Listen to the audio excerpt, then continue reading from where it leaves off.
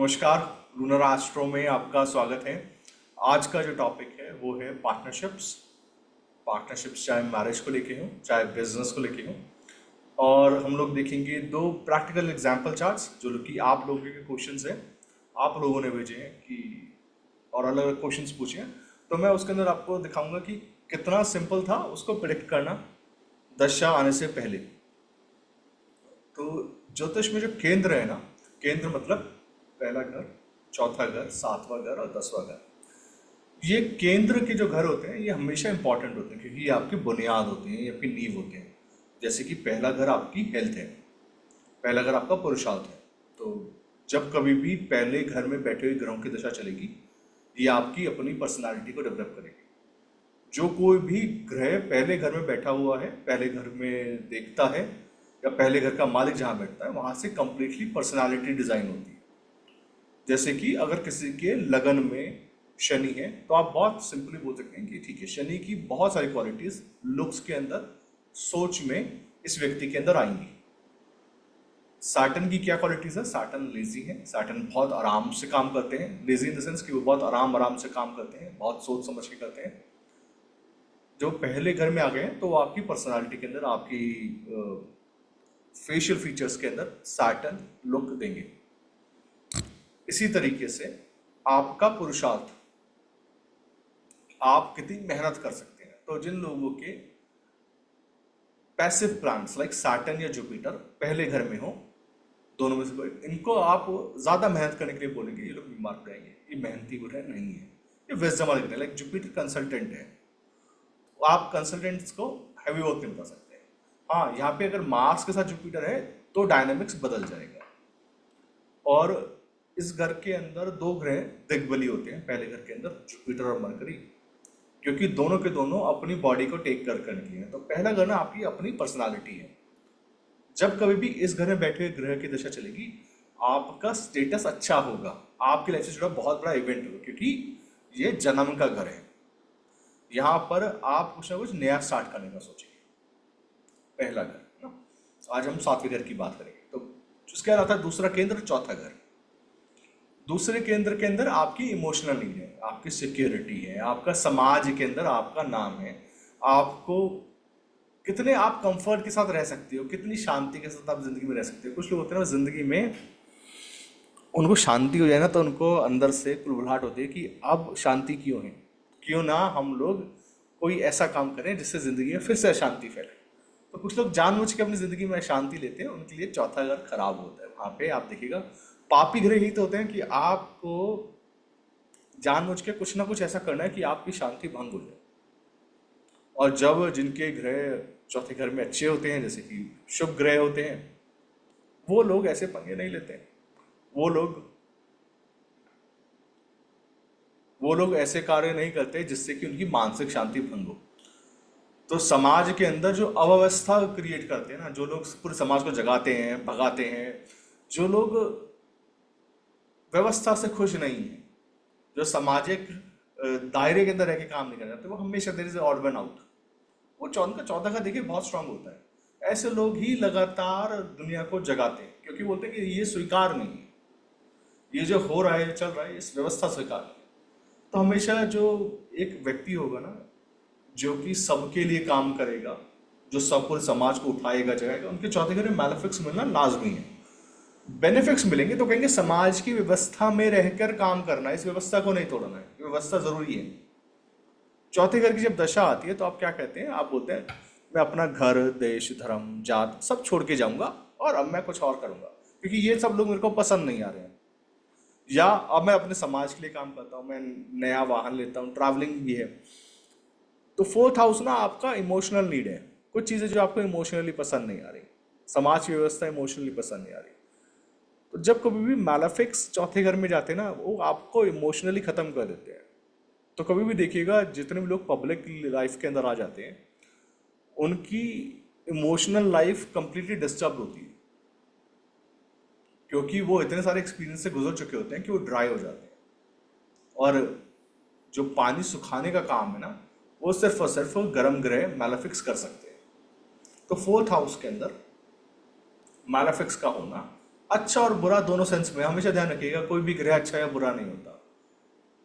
ग्रह का अपना एक कर्तव्य है उस घर को लेके, वो उस घर के अंदर किस तरीके से इस्तेमाल करेगा उस घर की ताकत को, ये ग्रह के ऊपर है।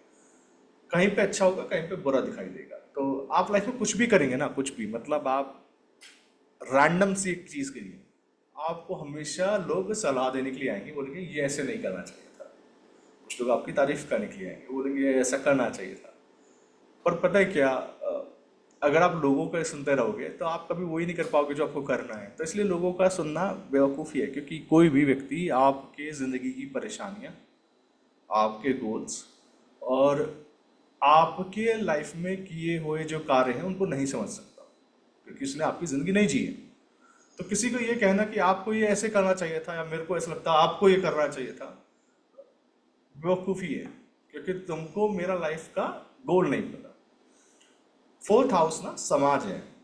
आपको लोग हमेशा सलाह देने के लिए जरूर आएंगे, मत मानिए, मानना नहीं मानना आपके हाथ में। आपको अपना गोल क्लियर होना चाहिए, आपको क्या अच्छा लगता है, आपको किस चीज में संतुष्टि, आपका इमोशनल सेटिस्फैक्शन किस चीज में आ रहा है। वो सेटिस्फैक्शन जब तक आपको आता रहेगा ना, आप हमेशा खुश रहेंगे। बहुत सारे लोग ये गलती करते हैं और इसलिए लोग दुखी होते हैं लाइफ के अंदर, कि उनको प्रोग्राम किया जाता है ये बताते हुए कि ये करोगे तो ऐसा अच्छा होगा, और वो करते हैं। जब वो करते हैं उसको, वो उन चीज़ों को करने के बाद भी जब उनको खुशी नहीं मिलती, देन दे रिग्रेट कि यार ये नहीं करना चाहिए था, इसको करके भी खुशी नहीं। तो फोर्थ हाउस ना हमेशा आपका इमोशनल बॉडी का कंट्रोल है, किसी को नहीं देना, किसी की सलाह नहीं माननी। और रीज़न मैं हमेशा बोलता ना कि आपको वो करना चाहिए जो आपको दिल करता है, क्योंकि अगर गलती होगी तब भी तो गलती आपकी है, और करके ही नहीं देखोगे तो फिर पता कैसे चलेगा। तो लाइफ में बहुत सारी गलतियां करने के बाद जो व्यक्ति लोग एक्सपेरिमेंट्स करते हैं, गलतियां करते हैं, वो लाइफ में बहुत आगे जाते हैं हमेशा। आप जब तक रिस्क नहीं लेते हैं, आप जब तक लोगों की कहे बातों पे चलते हैं, तब तक क्या होता है कि फोर्थ हाउस है ना, समाज। फोर्थ हाउस में बैठे हुए ग्रहों की दशा चलेगी तो क्या होगा, अभी आपको पता है, इमोशनली आपको कोई काम करने की जिज्ञासा, अंदर से प्रेरणा मिलती रहेगी। फिर आता है एक और केंद्र, सातवां घर। सातवां घर के अंदर अब आप किसी और पर निर्भर हैं, क्योंकि आपकी अब चेतना ये कहती है कि सामने वाले से अपेक्षा है कि सामने वाला कुछ काम करेगा। तो एक बहुत इंपॉर्टेंट है, इस बात को बहुत ध्यान से सुनिएगा, बहुत एक इंपॉर्टेंट इवेंट होता है सातवें घर की दशा में, और वो ये होता है कि सात किसी और को सामने रख के किसी और के लिए काम करना पड़ता है। तो आपको कई बार ऐसा लगेगा, अब यहाँ पे अगर अच्छे ग्रह हैं तो बहुत अच्छी बात है, आपको फील नहीं होगा। लेकिन अगर यहाँ पे मैलेफिक्स आ गए ना, तो पार्टनरशिप टूटनी समझिए। बेनिफिक्स होंगे तो वो निभा लेंगे। और अब अच्छा और बुरा आप सोचिएगा इस बात के अंदर, अगर बेनिफिक ग्रह होते हैं जैसे कि शुक्र, बुध, बृहस्पति, कोई और आपके नाम का फायदा उठा रहा होगा, लेकिन पार्टनरशिप चलता रहेगा। आप बैक साइड में रहेंगे और आप बोलेंगे ऐसा ही ठीक है। अगर मेलेफिक्स होंगे वो बोलेंगे कि नहीं ये अच्छा नहीं है, मेरे को आगे फ्रंट पे आना चाहिए था, क्योंकि ये मेरा काम है, तुमको क्यों उसका क्रेडिट मिल रहा है। इसलिए पार्टनरशिप टूटेगी या पार्टनरशिप में लड़ाई होगी। क्योंकि अब, क्योंकि सातवें ग्रह के अंदर अगर मान लीजिए मंगल आ जाए जो कि एक लीडर है, सूर्य आ जाए जो कि राजा है, यहाँ पर राहु आ जाए जो कि अगेन शनि की तरह काम करते हैं, इल्यूजन देंगे, गलत फहमी पैदा करेंगे। सातवें घर के अंदर बेनिफिक्स का होना अच्छा है, पार्टनरशिप चलेगी, आपके नाम का फायदा कोई और उठाएगा। मैलेफिक्स का होना आपको पद प्रतिष्ठा दिलवाएगा, लेकिन पार्टनरशिप टूटेगी। आपको देखना है कहाँ पर अच्छा और कहाँ पर बुरा। यहाँ पे मिक्स आ जाए, जैसे कि आज जो हम चार्ट डिस्कस करने वाले हैं उसके अंदर जुपिटर राहु सातवें घर में है। अब जुपिटर राहु अगर सातवें घर में है ना, लेकिन दशा जुपिटर की है, उसकी वजह से कोई और व्यक्ति के साथ पार्टनरशिप चल रहा है, किसी और पर निर्भर है, लेकिन इल्यूजन तो बना हुआ है ना, भ्रम तो बना हुआ है कि चलो कोई बात नहीं, चलता है, पार्टनरशिप चलनी चाहिए। इसी तरीके से दसवें घर के अंदर अथॉरिटी, नाम। दसवां घर आपका प्रोफेशन नहीं है, प्रोफेशन तो आपको नियति के द्वारा दिया हुआ कर्म है जो आपको निभाना पड़ेगा। एक बहुत पुरानी बुक है, उसके अंदर एक पर्टिकुलर श्लोक मेरे को मिला और वो बहुत अच्छा श्लोक है। उन्होंने बोला कि पूरे के पूरे चार्ट में जो ग्रह सबसे ज्यादा ताकतवर दिखे, इंसान उसके रिलेटेड काम करता है। या फिर जो ग्रह लगन से संबंध बना ले, केंद्र में लगन चौथे, सातवें, दसवें, ऐसे जो सबसे स्ट्रांग घर होगा, इंसान उस घर से रिलेटेड काम कर लेता है। ये भी किसी हद तक काम करता है, पर मेरे को लगता, हमेशा लगता है कि दशांश से ज्यादा अच्छा प्रोफेशन कोई भी और चार्ट प्रेडिक्ट नहीं करता। दशांश बिल्कुल हार्डकोर प्रोडिक्शन के लिए यूज किया जाना चाहिए, और वो कभी भी साइडवेज नहीं होता। तो दसवें घर का जो प्रोफेशन, तो दसवें घर का जो सिद्धांत है, दसवें घर का जो कर्म है, वो ये है कि आपको कितनी ताकत मिलेगी, आपकी अथॉरिटी लाइफ में क्या होगी, और वहां पर कितने ताकतवर ग्रह बैठे हैं। अगर वहां पे ताकतवर ग्रह हैं, ऐसे व्यक्ति को लाइफ में कभी परेशानी नहीं आती। वो व्यक्ति, ऐसे व्यक्ति जहां पर भी काम करते हैं, उनको पता है ये काम मुश्किल के बावजूद ही होगा, ऐसे ही करना है, और सबको अच्छा नहीं लगेगा तब भी करना है, और करते हुए चलते हैं।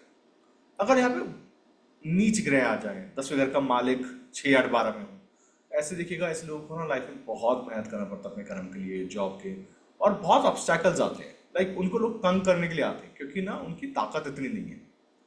और ये पूरा का पूरा जो यूनिवर्स है ना, वो ताकत पे चलता है। आपके अंदर कितनी ताकत है, आपके अंदर कितनी ऊर्जा है, आपके अंदर जितनी ऊर्जा है ना, आपकी लाइफ उतनी अच्छी है। आप ऊर्जा लगातार एकत्रित कर रहे हैं, जो कि उपायों के थ्रू होता है। आपको उपाय जब बताए जाते हैं, तो उसका सीधा सीधा एक संबंध है कि आपके अंदर की ऊर्जा बढ़नी चाहिए। आपकी जब ऊर्जा बढ़ती है तो परेशानियां दब जाती हैं।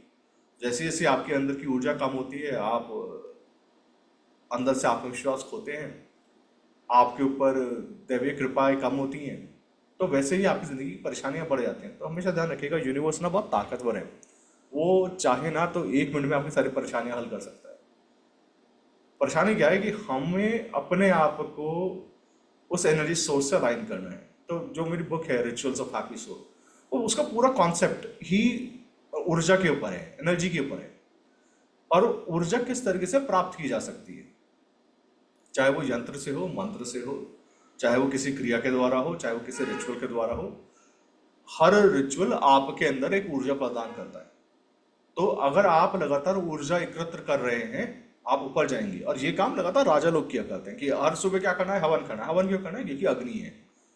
आप देवताओं को डेली सुबह क्या खिलाते हैं? क्योंकि देवताओं तो आकाश में रहते हैं। अब आकाश में कुछ देने के लिए कैसे देने जाएंगे? तो आप क्या करते हैं कि आप अग्नि का आह्वान करते हैं, और अग्नि जो है हर चीज को भस्म करके वायुमंडल में मिला देती है।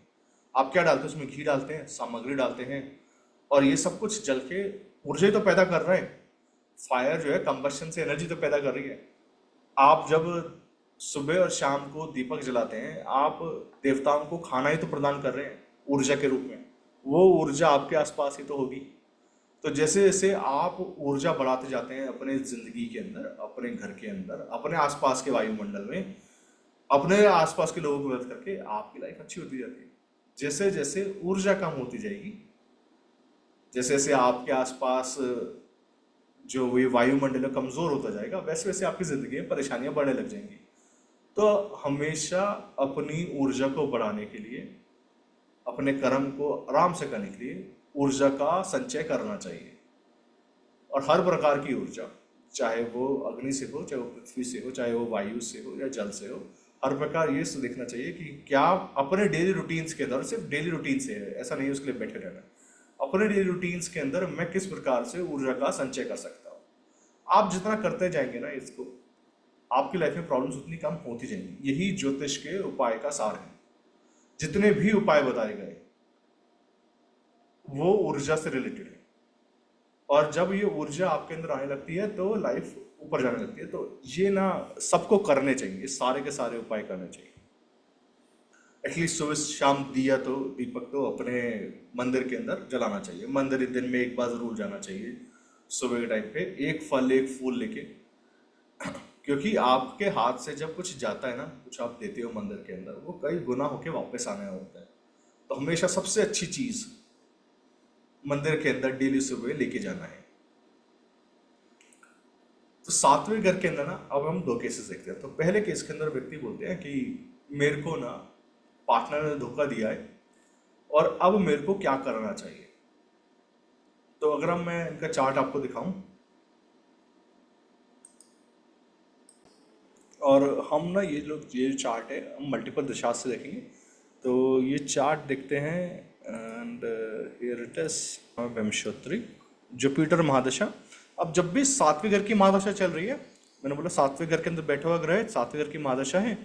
अब इसके अंदर ना जब कभी भी आठवें घर का अंतर आ जाएगा या बारहवें घर का अंतर आएगा, तब ये व्यक्ति को हमेशा दिक्कत आएगा। पर देखो 12वें घर का अंतर इतना खराब नहीं होगा क्योंकि 12th लॉर्ड ना 9th हाउस में है।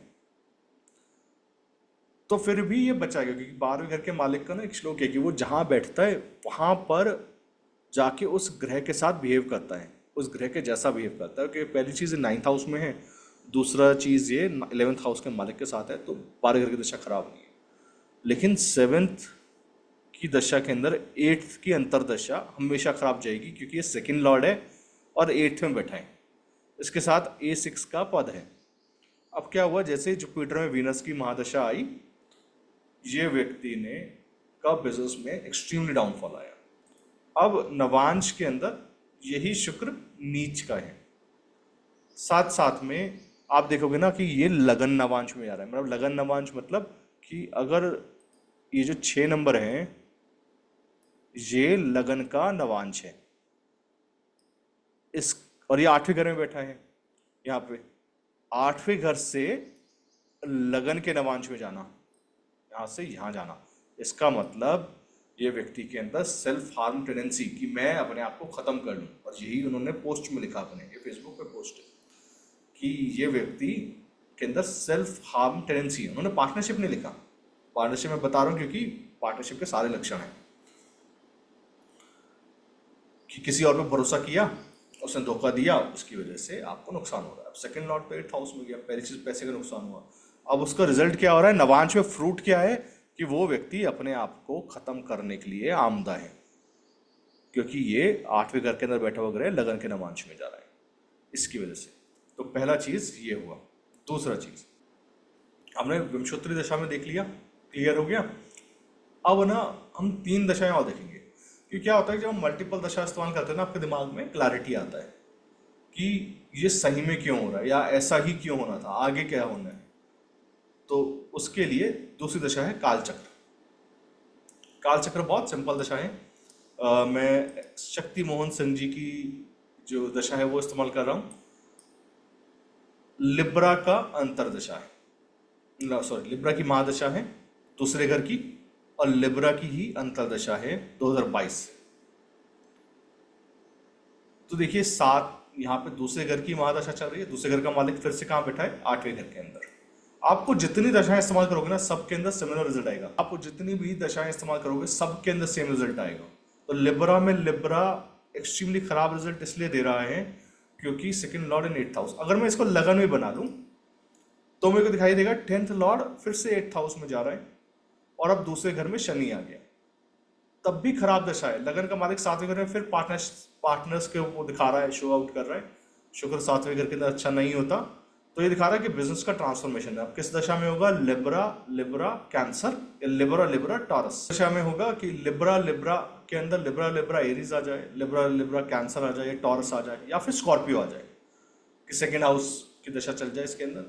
तो इस एक्सट्रीमली रिजल्ट देने लायक रहेगा। कालचक्र दशा को आप एक्सट्रीम एंड तक लेके जा सकते हैं। जैसे विमशोत्तरी दशा के अंदर आप 3-4 लेवल इस्तेमाल कर सकते हो, कालचक्र दशा में भी 4 लेवल्स तक यूज कर सकते हैं।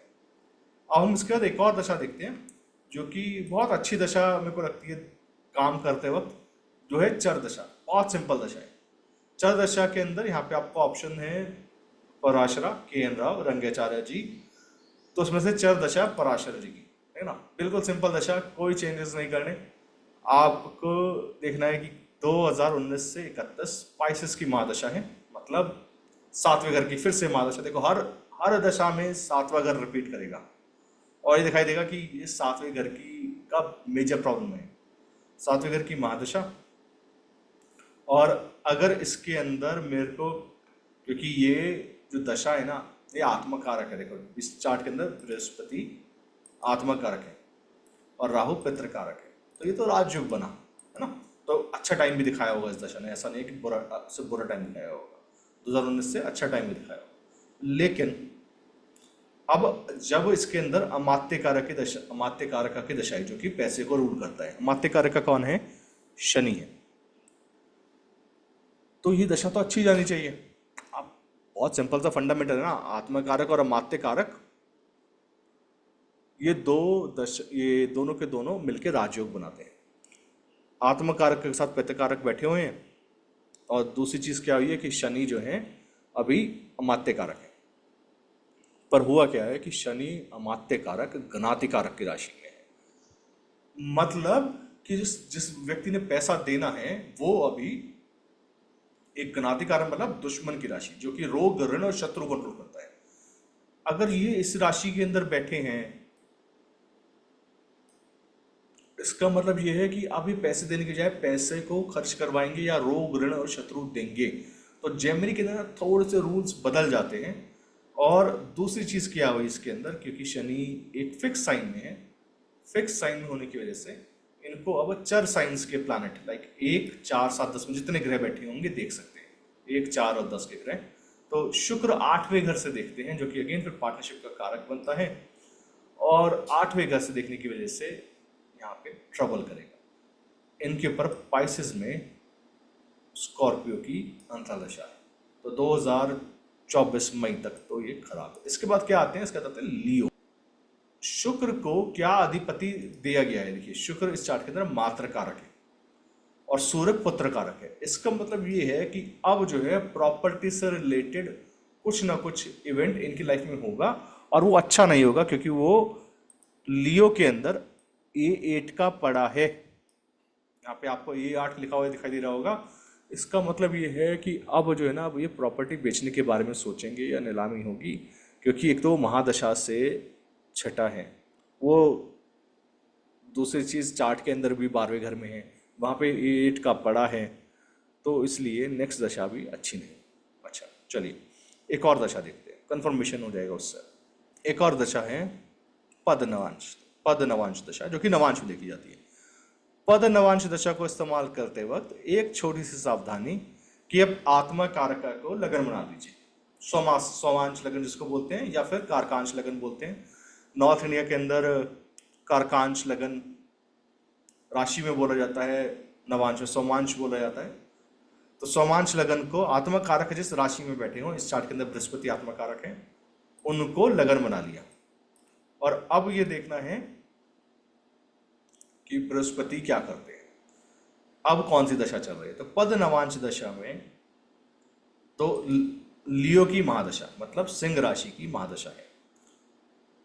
फिर से 7वां घर देखिए, आप देखेंगे ना ये पैटर्न रिपीट होगा हर दशा में। 7वां घर रिपीट हो रहा है हर जगह पे, कि 7वें घर से रिलेटेड गलती करने वाले हो। अब इससे ज्यादा क्लीन तो 4-5 दशाएं अगर आपको बता देंगे ना, मैं आपको 2 दशाएं और दिखा सकता हूँ कि हर दशा के अंदर ये इस पैटर्न रिपीट करेगा। लियो की महादशा, और लियो की महादशा के अंदर मैं अगर आपको दिखाऊं, लियो की महादशा के अंदर टॉरस की अंतर्दशा अभी गई है, चल रही है, बस खत्म होने वाली है। टॉरस का गया ये रहा 2023 से 2024 के अप्रैल तक, अभी जेमिनी का स्टार्ट हुआ है। तो इसके लिए मैं एक श्लोक पढ़ता हूँ कि अगर कारकांश लगन से केएल, यहाँ पे कारकांश लगन है, ये कारकांश लगन से चौथे घर में केतु हो, ऐसा व्यक्ति को या तो जहर दिया जाता है धोखे से, या फिर ऐसा व्यक्ति जहर के अंदर डील करता है और इसको स्टमक की बीमारियां होती हैं। अच्छा रिजल्ट नहीं बताया गया। अब क्या है कि आज की डेट में ना आप जहर किसी को कैसे दोगे? यहाँ पे टॉरस का साइन है, केतु बैठा है, पार्टनर की महादशा है 7वें घर की, उसमें चौथे घर की अंतर्दशा है, जिसका रिजल्ट अच्छा नहीं बताया गया क्योंकि केतु बैठा है। तो इस दशा के अंदर धोखा दिया गया बाकायदा, और इसकी वजह से इनको अभी ट्रबल है। इसके बाद अगर आप देखना चाहो तो 2 दशाएं और देख सकते हैं, और आपको हर जगह दिखाई देगा कि 7वें घर का महादशा है, 7वें घर प्रोमिनेंट है, साथ में आ रहा है जो अंतर्दशा आ रही हो, खराब अंतर्दशा।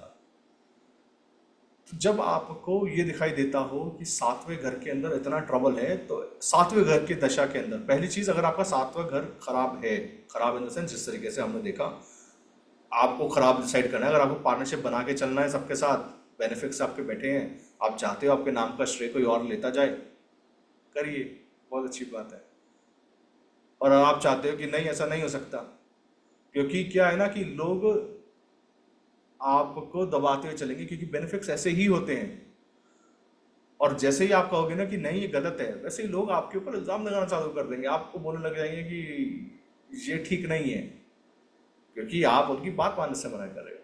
तो मैलेफिक्स जो होते हैं ना, वो बात नहीं मानते। यहाँ पे अगर आपको सातवें घर में शुक्र हो और उसको शनि देखता हो, बहुत अच्छा है, मैं कहता हूँ, क्योंकि शुक्र को लोग दबा देते हैं, लेकिन शनि देख रहे हैं ना, तो शनि के अंदर जो कड़वापन है ना, वो अच्छा नहीं लगेगा बहुत सारे लोग, इसलिए ऐसे व्यक्ति को अकेला चलना पड़ता है। जो दूसरा चार्ट है, आप देखोगे ना दोनों चार्ट, उसमें से पहला चार्ट मैं आपको डिस्क्राइब करता हूँ। जो पहले वाले व्यक्ति हैं उनके बुध शुक्र लगन में है नवांश के, क्योंकि हम मैरिज का चार्ट देख रहे हैं। सातवें घर में चंद्रमा है, ये मेल चार्ट है। जो लेडी है उनका सन मार्स का पोजीशन है, और उन्होंने बहुत लंबा मेल लिखा कि सर आई बेग यू कि मेरे को वाइफ को रोक लो, वाइफ नहीं जानी चाहिए, वाइफ यहीं पे रहनी चाहिए। वाइफ के सन मार्स का 17 एक्सेस है, दशा चल रही है। हस्बैंड का तो वाइफ स्ट्रांग पर्सनालिटी है, वाइफ उन्होंने एक शब्द यूज किया, she is very dominant to leave the house, because वो सन मार्स है ना, वो माइंड बना चुका है अब नहीं रुकना, तेरे साथ नहीं रहना। और हस्बैंड क्या है, वो बेनिफिक्स हैं। तो बेनिफिक्स ना आपको ना रिश्ता ख़त्म नहीं करने देते, और इसलिए आप तड़पते हो, इसलिए आप रोते हो, और इसलिए आपको लगता है कि कोई व्यक्ति मेरी बात क्यों नहीं सुन रहा। तो मेरे को जब कोई ऐसा व्यक्ति आता है ना, तो मैं हमेशा उनको ऐसे स्टोन्स बनाता हूँ जिससे उनके अंदर के मैलेफिक्स जागे और उनके अंदर का इमोशन ड्राई अप हो। देखो, आपके चार्ट में अगर सातवें घर में राहु है ना, आपकी किस्मत में इल्यूजन लिखा है। आप जितनी जल्दी आप इस बात को समझ जाओगे ना, आप खुश हो जाओगे, क्योंकि आप मुक्ति की तरफ बढ़ रहे हो। आपके सातवें घर में अगर नीच के ग्रह हैं, आपको पता है कि इस नीच के ग्रह से मेरे को किस तरीके से आगे बढ़ना है। आपके सातवें घर में अगर मंगल है, आपको फर्क ही नहीं पड़ेगा अगर कोई छोड़ के भी जाएगा तो, क्योंकि मंगल अगर उच्च की अवस्था में है। तो डिसाइड आपको करना है, क्योंकि जब कोई ऐसा व्यक्ति, जो ऐसा कोई मिल लिखते हैं ना, आप एस्ट्रोलॉजर से जब ये बोलते हो किसी व्यक्ति कि ऐसा करवा दो, वो मिसकन्फर्म, आपका ना ऑब्जेक्टिव क्लियर नहीं है, क्योंकि करवा तो कोई कुछ भी नहीं सकता। आपको ये बता सकते हैं ये होने वाला है, ये ऐसे होगा, और उसके लिए तैयार हो जाइए। लेकिन ना ये जो मिसकंसेप्शन है ना कि ऐसा ही होना चाहिए, वाइफ रुकनी चाहिए, क्योंकि उसके सूर्य मंगल है और मेरे तो मरकरी वीनस है, मरकरी वीनस वाले व्यक्ति का सूर्य मंगल से नहीं बनेगा। और मेरे को पता है क्यों नहीं बन रहा, क्योंकि दोनों का पर्सनालिटी का एक्सट्रीम मिसमैच है।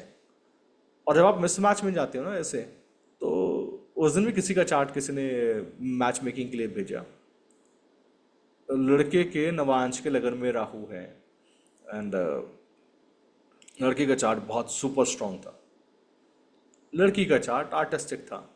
और मैंने बोला कि नहीं, मत कीजिए, अच्छा नहीं रहेगा। वो पहली बार मिलने गए ना, मिलते वक्त ही उन्होंने बता दिया कि नहीं जी बिल्कुल इल्यूजन था। ठीक है, बहुत सही बताया आपने। तो कई बार ना हमको कुछ हार्ड डिसीजंस लाइफ में लेने पड़ते हैं, मैलेफिक्स बन के, लोगों से बुरे बन के, ताकि ना हम अपनी ज़िंदगी सुकून से बिता पाएँ। और अगर आप ऐसा नहीं करोगे ना, तो फिर ज्योतिष आपके काम का नहीं है। फिर ना आपको कोई और चाहिए, आपको कोई बाबा बंगाली चाहिए जो चमत्कार करके दिखा सके, क्योंकि ज्योतिष आपको सिर्फ दिखा सकता है कि ये होगा।